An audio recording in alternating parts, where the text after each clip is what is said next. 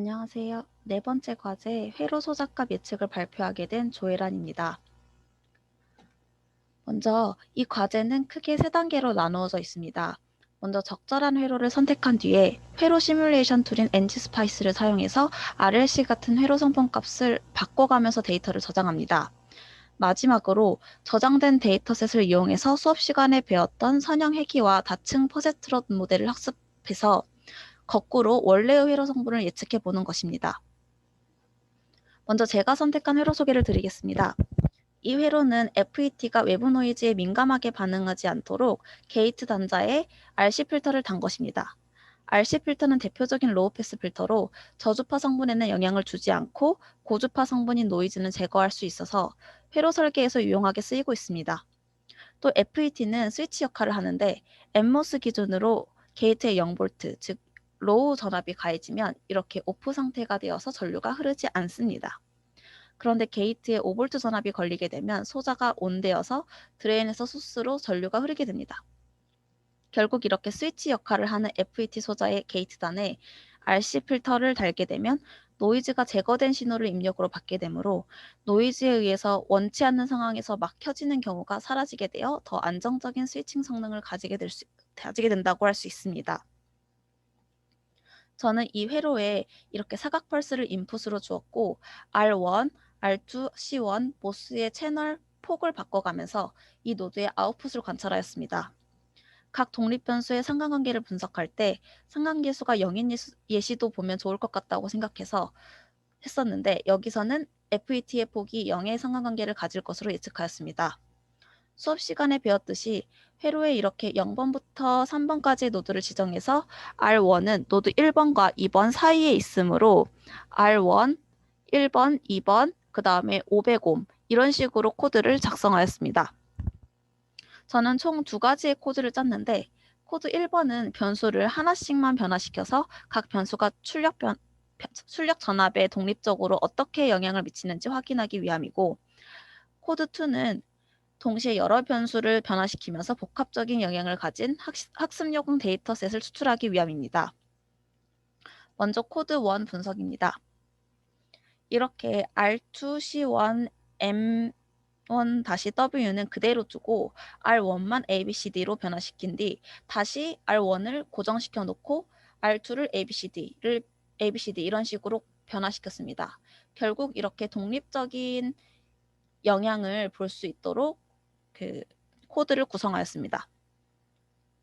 그리고 이 코드를 보면 전체적으로 빨간색 부분은 그 컨트롤하는 제어 부분을 이렇게 색칠하였고요. 나머지는 R1에 따라서 출력 전압이 어떻게 달라지는지, 그 다음에 R2의 변화에 따라서 출력 전압이 어떻게 달라지는지, C1에 따라서 그 채널 폭에 따라서 어떻게 달라지는지 각각 이거를 직렬적으로 차례로 코딩을 하였습니다. 그래서 두 while 반복문을 사용해서 변수마다 그 20번씩 그 값들을 스플릿해서 시뮬레이션 하였습니다. 이 4개의 코드는 다 같으며 한 독립 변수마다 그래프 1개가 출력되고 파일 1개가 저장되도록 하였습니다. 이제 이 코드 내용은 수업 시간에 배운 것과 거의 같습니다. 이 안쪽 내용이 특히 완전히 같은데요. 보시면 그 시간축 DT를 기준으로 그 전압 값을 지속적으로 받는 그러한 코드입니다. 그래서 수업 시간에 배운 것을 제외하고 새로 추가한 내용만 추가적으로 설명하겠습니다. 가장 먼저 설명드릴 것은 펄스 함수인데요. 앞서 저는 사각파를 주었다고 말씀을 드렸잖아요. 그래서 이 사각파를 주기 위해서 펄스라는 함수를 사용하였습니다. 이것은 데이터 시트를 찾아보면 이런 식으로 어떻게 써야 할지가 나오는데요.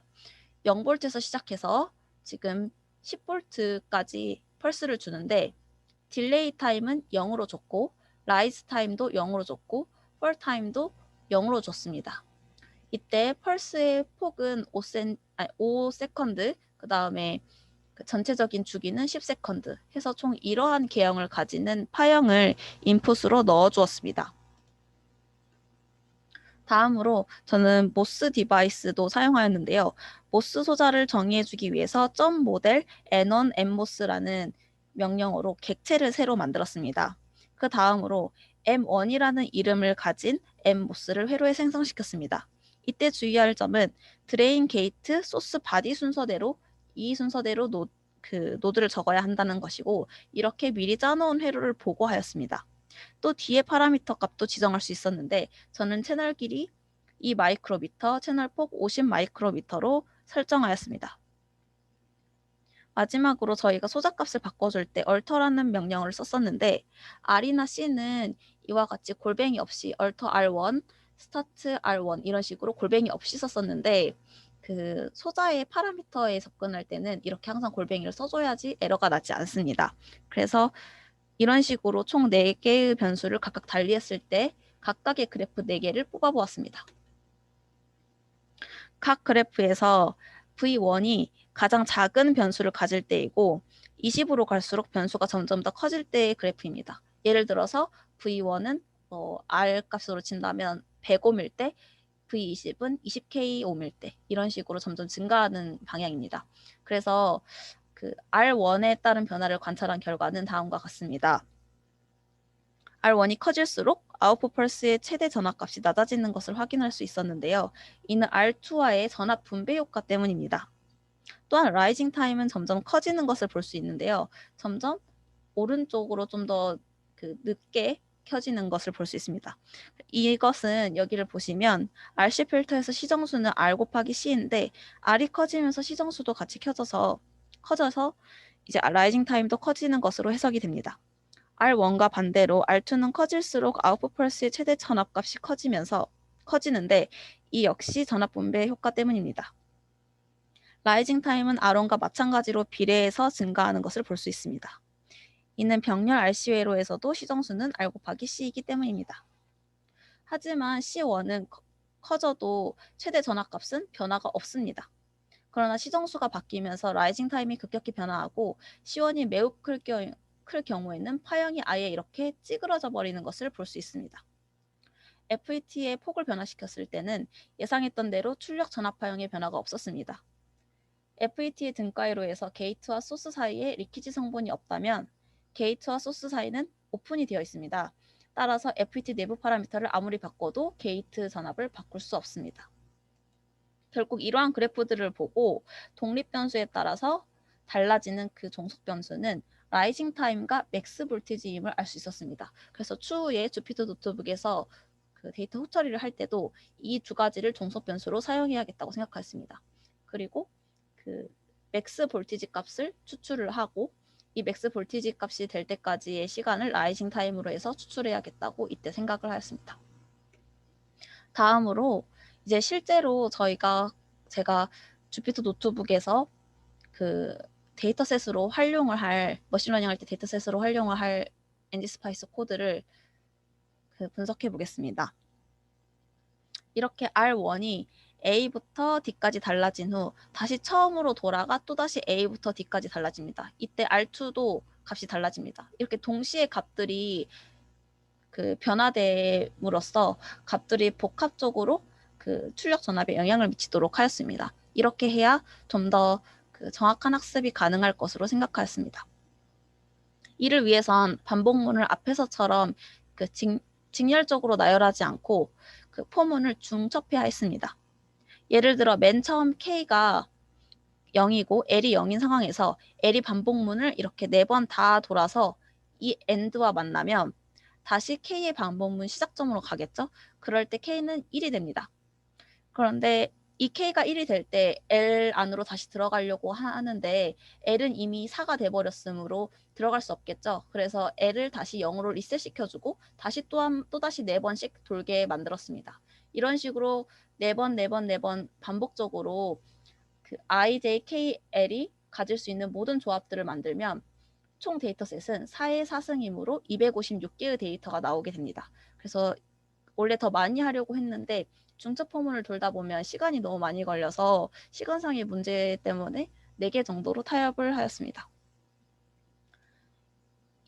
이때 저는 이 많은 데이터들을 한 번에 저장하기 위해서 set append write to라는 명령어를 사용했습니다. 이는 저장할 때마다 새 파일을 만들지 말고 원래 있던 데이터 아래에 한 줄 한 줄씩 새로운 데이터를 계속 추가해 나가라는 뜻입니다.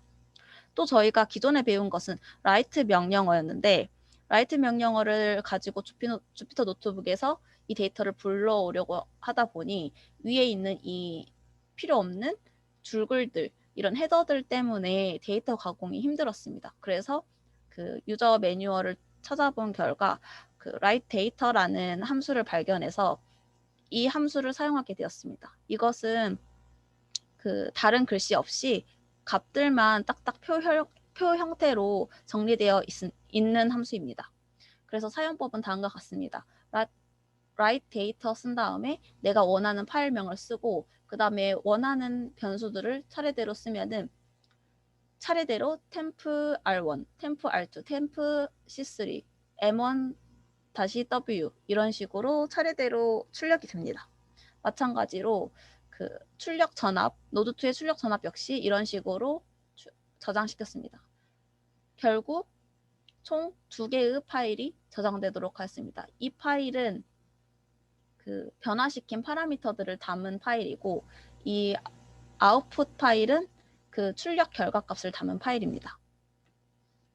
그래서 이 두 가지의 파일을 열어보면 다음과 같은데요. 무조건 항상 타임 스탬프가 찍혀 있더라고요. 그래서 타임, 그 다음에 R1 값들, 타임 R2 값들, 타임 C1 값들, 타임 m1-w 값들이 이렇게 param.out 파일에 저장되었었고 여기서 쓸모없는 타임 값들을 지우고 이 필요한 소자 변수들 값을 추출하였습니다. 그 다음에 또 저장된 아웃풋 파일을 보면은 시간이 적혀져 있고 그 데이터, 펄스 데이터가 이렇게 열 형태로 쭉쭉쭉 저장이 되어 있었습니다. 그래서 각 데이터 열에서 그 나중에 가공을 해서 라이징 타임과 맥스 볼티지를 추출하였습니다. 그래서 이제 주피터 노트북으로 넘어와서 이 저장된 파일을 불러와가지고 후처리를 하였습니다.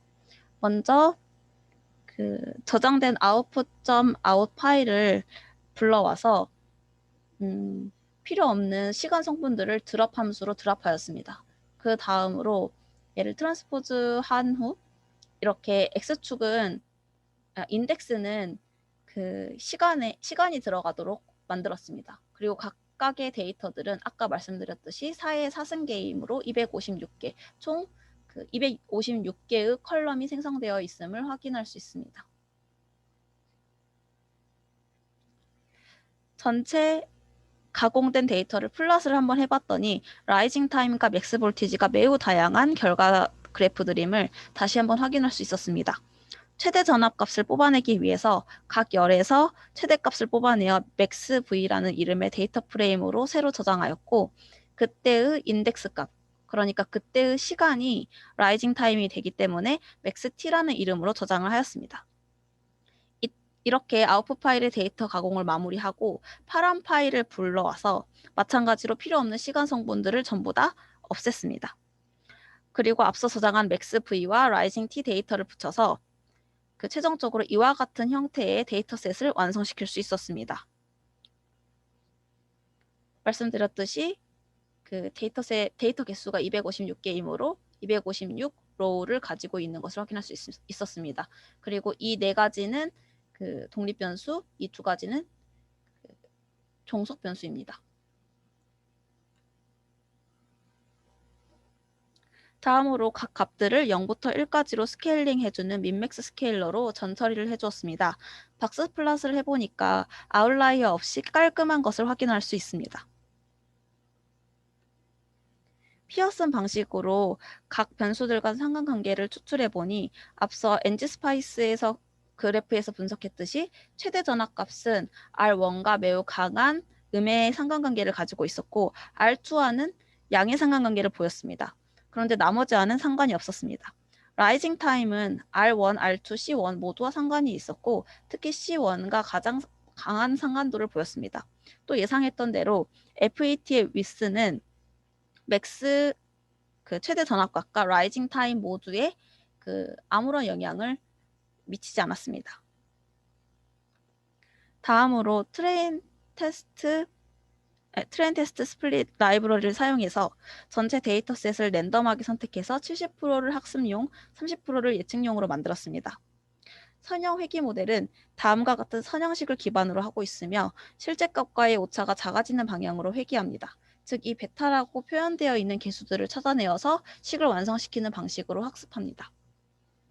이 선형 회귀 모델로 학습시킨 결과 최소 제곱 오차는 0.007499 정도였고, 다층 퍼셉트론 모델로 학습시킨 결과는 0.00016으로 오차가 수십 배 줄었음을 확인하였습니다. 이 다층 퍼셉트론 모델 MLP는 입력과 출력 간의 복잡한 관계를 학습하기에 적합한 모델입니다.